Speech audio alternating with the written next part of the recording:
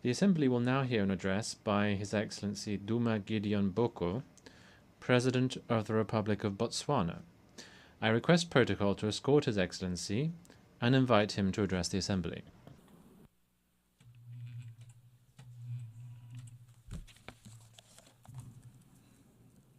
Madam President, Secretary General, Excellencies, ladies and gentlemen, we meet here today and this whole week in these hallowed precincts to remember the overwhelming gravity of the circumstances that gave birth to the United Nations, the ruins of war, a world poised to descend into further mayhem if courageous choices were not made. Leaders of great vision and courage stepped up. They realized that the charms and allurements of our unity trumped any tendencies to divide us, and from their conviction that humanity is better together, this institution was born. Their courage and fortitude merit our recurrent admiration. So I stand on this enchanted spot today to express my thanks and the gratitude of the people of Botswana to our forerunners and to all of you.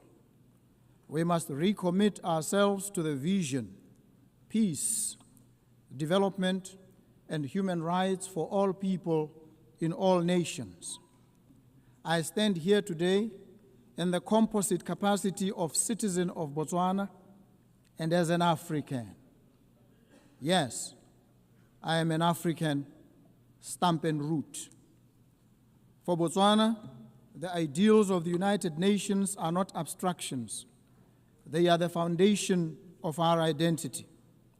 Since our independence, we've sought to embody democratic governance, respect for the rule of law, including an international rule-based normative order, and the dignity of every human being. We reaffirm today our commitment to the Universal Declaration of Human Rights and to advancing equality, including the protection of indigenous peoples, women and youth within our borders and across our region. Yet we also acknowledge that the pursuit of justice is an arduous journey. My administration has pledged to reform and strengthen institutions, enhance transparency, and root out corruption. We do so not for accolades, but because our citizens deserve governments that serve them with integrity. We are on a quest for integrity in African leadership. Excellencies, Botswana has been blessed with the gift of diamonds. For decades, this resource has financed schools, hospitals, and infrastructure. But today, we confront the fragility of that reliance. Diamond markets fluctuate. Our people's needs do not recede. Our vision is clear: to diversify our economy, empower our people, and create resilience. We invite global partners to invest in renewable energy, technology, sustainable agriculture, and value-added industries. We extend an open hand to businesses, innovators, and institutions ready to walk with us on this journey of transformation. Botswana is a semi-arid country. Our people know the meaning of drought. We know the anxiety of scarce water, of crops that wilt and wither under a relentless sun, of livelihoods eroded by forces beyond our control. Climate change is not a distant threat, it is a present reality. That is why I've joined the Global Center for Adaptation, because adaptation must be at the center of sustainable development. I call on this Assembly to scale up financing for climate adaptation. Let us invest in water infrastructure, early warning systems, and climate-smart agriculture. Let us ensure that the promise of the Paris Agreement is not confined to paper, but realized in the lives of farmers, of herders, and children across the global South. Earlier this year, Botswana faced an acute shortage of essential medicines. This crisis exposed not only the vulnerabilities of our supply chains, but the wider inequities of the global health system. Access to medicines is a human right, not a privilege. We call upon the United Nations, international financial institutions, and the private sector to work with us to build resilient health systems. Together, let us explore local production, regional supply hubs, and fairer mechanisms to ensure that no nation is left to face health emergencies alone. As an African, I stand here as one of the trumpet voices of Africa, a continent all too often treated with affable indifference. Africa's voice is not heard. This United Nations cannot be truly international.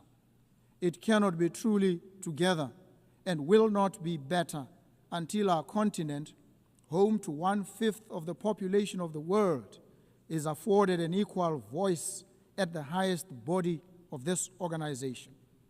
Friends and partners in the Permanent Five, it is time to make good on your promise to a continent. Agree a permanent seat on the UN Security Council for Africa for 80 years, the only continent without one.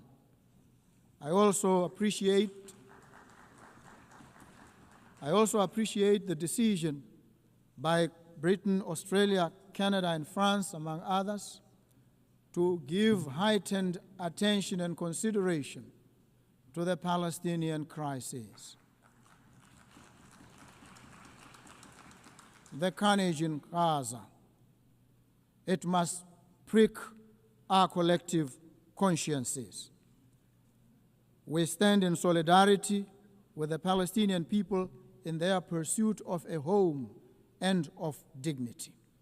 So too, we affirm our support for the sovereignty and territorial integrity of Ukraine. We urge all parties to stop the war and seek a peaceful resolution.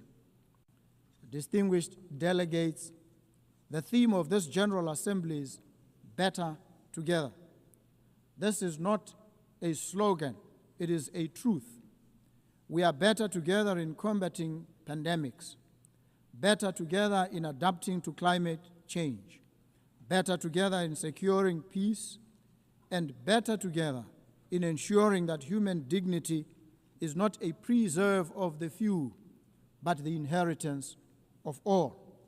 Let us therefore recommit ourselves to multilateralism, not as a matter of convenience, but as a matter of deep necessity. For none of us can weather the storms of this century alone. As Botswana looks to the future, we do so with humility, but also with determination. We stand ready to contribute, to partner, and to lead where we can. Together, let us ensure that when future generations mark 100 years of the United Nations, they will say of us, they were a generation that turned words into action, promises into progress, and hope into reality. I thank you. Thank you so very much. En nombre de la Asamblea, agradezco. On behalf of the Assembly, I wish to thank the President of the Republic of Botswana.